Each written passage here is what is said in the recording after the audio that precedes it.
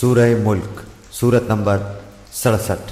شروع کرتا ہوں اللہ تعالیٰ کے نام سے جو بڑا مہربان نہایت رحم والا ہے۔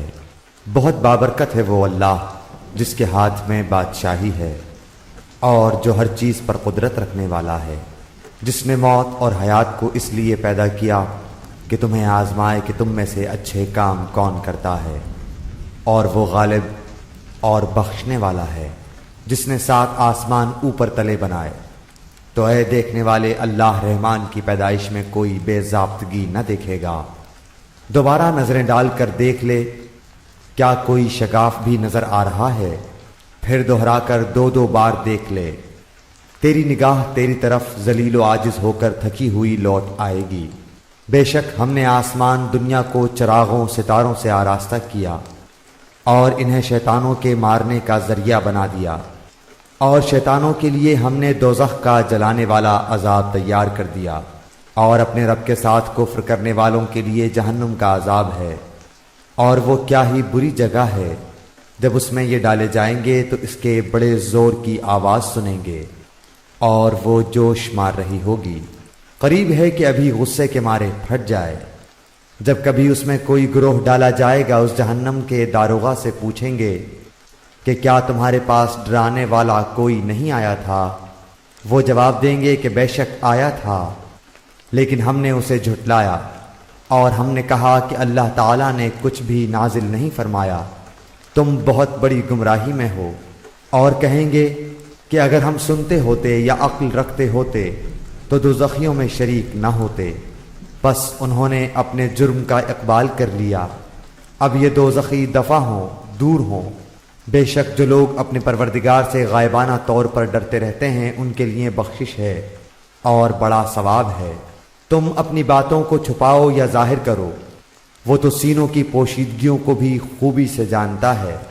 کیا وہی نہ جانے جس نے پیدا کیا؟ پھر وہ باریک بین اور باخبر بھی ہو۔ وہ ذات جس نے تمہارے لیے زمین کو پست و مطیع کر دیا تاکہ تم اس کی راہوں میں چلتے پھرتے رہو، اور اللہ کی روزیاں کھاؤ پیو، اسی کی طرف تمہیں جی کر اٹھ کھڑا ہونا ہے۔ کیا تم اس بات سے بے خوف ہو گئے ہو کہ آسمانوں والا تمہیں زمین میں دھسا دے اور اچانک زمین لرزنے لگے؟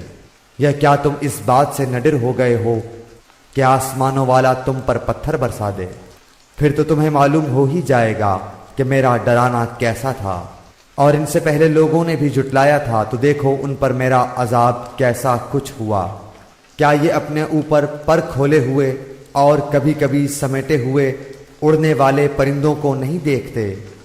انہیں اللہ رحمان ہی ہوا و فضا میں تھامے ہوئے ہے۔ بے شک ہر چیز اس کی نگاہ میں ہے۔ سوائے اللہ کے تمہارا وہ کون سا لشکر ہے جو تمہاری مدد کر سکے؟ کافر تو سراسر دھوکے ہی میں ہیں۔ اگر اللہ تعالیٰ اپنی روزی روک لے تو بتاؤ کون ہے جو پھر تمہیں روزی دے گا؟ بلکہ کافر تو سرکشی اور بدکنے پر اڑ گئے ہیں۔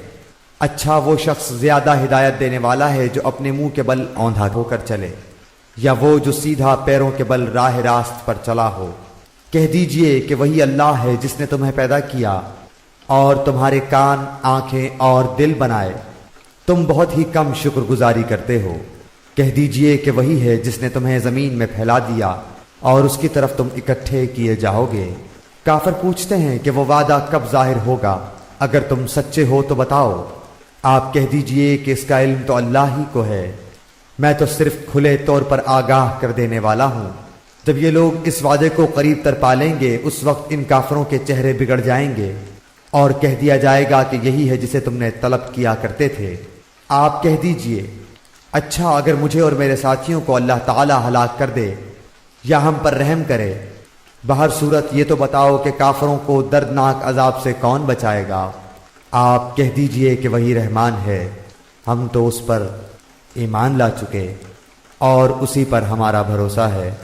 تمہیں ان قریب معلوم ہو جائے گا کہ صریح گمراہی میں کون ہے۔